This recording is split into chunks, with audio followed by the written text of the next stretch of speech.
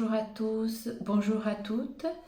Je démarre cette année par une vidéo. D'abord, je voudrais vous présenter tous mes vœux.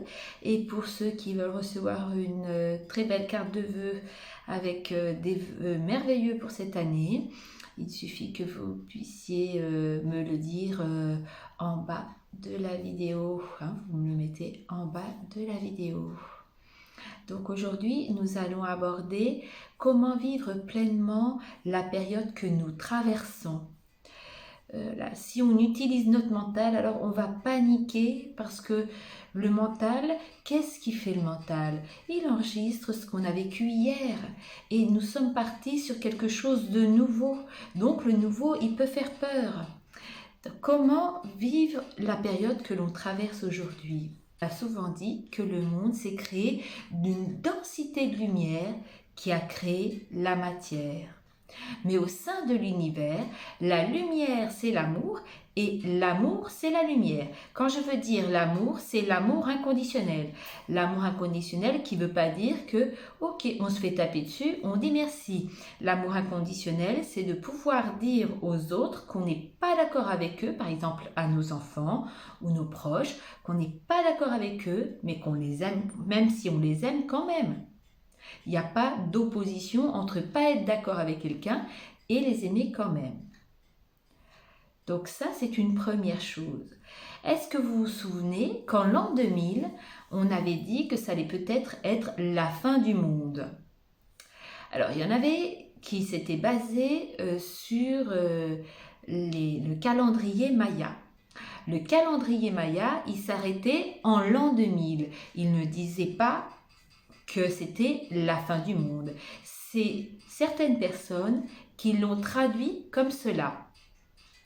En réalité, les Mayas, ils disaient que nous allions muter. Depuis le début de l'humanité, l'homme n'est pas le même. Il mute, il évolue. Et on peut voir que autour de l'an 2000, il y a eu beaucoup plus d'enfants, un peu avant et un peu après l'an 2000 et encore aujourd'hui. Il y a eu beaucoup plus d'enfants éveillés, beaucoup plus qu'avant. L'on est au plus grand changement depuis le début de l'humanité. Pourquoi? Au début de l'humanité, l'homme, il allait à la chasse. Il protégeait sa famille. La femme, elle était là pour le lien social, pour procréer, pour s'occuper de la nourriture. Si elle ne pouvait pas procréer, elle pouvait être aussi proscrite du groupe. À l'heure d'aujourd'hui, on en est où, nous les adultes d'aujourd'hui? Eh bien, si on voit la plupart des hommes d'un certain âge, ils sont là pour travailler. S'ils ne travaillent pas, que c'est leur femme qui travaille, parfois ils vont mal le prendre. Ou s'ils vont pas bien, ils vont faire une apparence comme quoi ça va, mais à l'intérieur d'eux, ça va pas aller. Des fois, ils vont avoir du mal à faire les changements, à voir que ils ont le droit aussi d'avoir des choses à traiter à l'intérieur d'eux.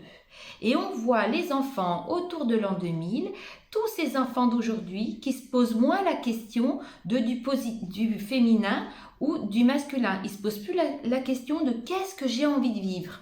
Qu'est-ce que j'ai envie de vivre moi en tant que personne, en tant qu'individu? On n'a jamais vu autant de jeunes sortir dans les rues, se positionner, faire des choix sur leurs achats. Les jeunes d'aujourd'hui, ils sont prêts pour le nouveau monde. Alors, qu'est-ce que le nouveau monde? J'ai dit au départ que le monde s'est créé d'une densité de lumière qui a créé la matière et la lumière, c'est l'amour et l'amour, c'est la lumière. Qu'est-ce qu'on traverse aujourd'hui? Une grande crise. Une crise qui nous permet de pouvoir voir quel est notre essentiel. Dans chaque crise, il y a toujours des opportunités, des choses qu'on crée qui n'auraient jamais été créées s'il n'y avait pas une crise. Alors, comment c'est possible? Si par exemple, nous avons une pièce qui est dans la lumière, d'accord? Une pièce qui est dans la lumière, que ce soit de la lumière artificielle ou naturelle, et que Derrière la porte de cette pièce, il y a une pièce dans l'ombre. Dès que vous ouvrez la porte, c'est toujours la lumière qui va dans l'ombre. Donc ça mettra le temps qu'il faut pour aller retourner à l'amour et à la lumière, à pouvoir mieux fonctionner dans l'amour entre nous et à l'intérieur de nous. Ça mettra le temps qu'il faut, mais on ira quand même. Donc première chose. Puis après, le fonctionnement d'aujourd'hui a fait croire aux personnes que la sécurité était à l'extérieur d'eux. Mais avoir aussi des objets, du matériel et tout, qui faisaient croire qu'on était en sécurité. Mais vous pouvez voir qu'il y a dans certains fonctionnements, par exemple les gens du voyage, certains, ils n'ont pas de maison et ne sont pas en insécurité.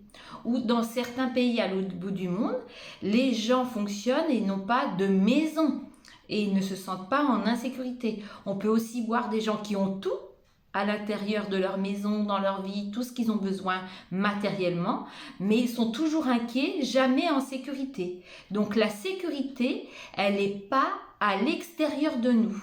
La sécurité, la vraie sécurité, elle est à l'intérieur de nous. Elle est à l'intérieur de nous, dans la certitude que la vie va nous protéger.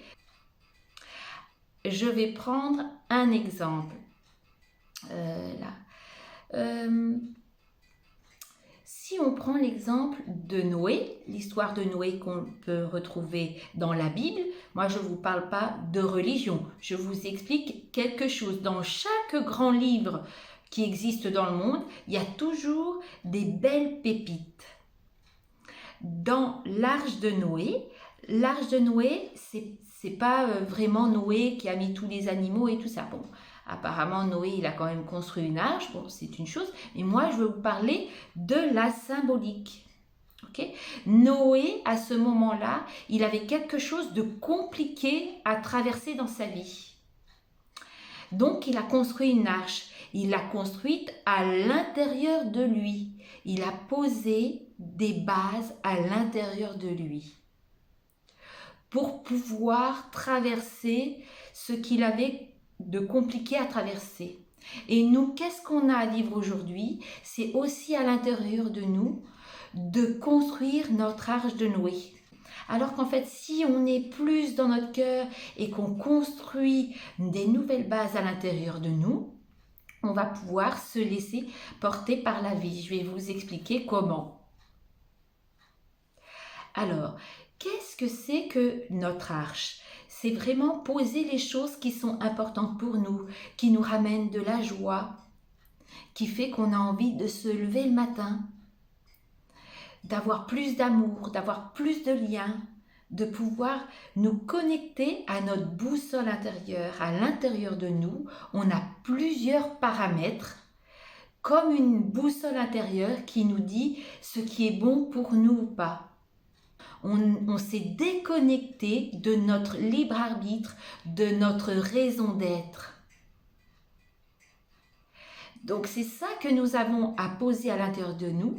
Qu'est-ce qu'on a envie de vivre? Si tout s'écroule, qu'est-ce qu'il restera? Pas le matériel, mais notre potentiel à l'intérieur, nos savoir-faire, notre douceur, l'amour, le partage, les vraies valeurs de ce monde.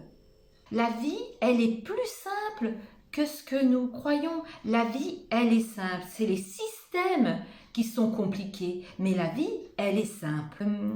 Est-ce que vous savez peut-être les recherches de Carl Rogers, Carl Jung Rogers, qui se demandait pourquoi il y avait des gens qui attiraient des choses plus positives à eux et pourquoi il y avait des gens qui attiraient des choses plus négatives à eux, à croire qu'il y avait des gens qui étaient nés sous la bonne étoile et pas de chance, il y en avait qui étaient nés sous la mauvaise étoile. En réalité, plus les gens ils s'écoutaient, plus la vie les aidait. Qu'il y ait une loi, un décret qui nous empêcherait, c'est pas grave, la vie nous fera faire un détour pour qu'on puisse y arriver parce que c'est essentiel pour nous et pour la vie.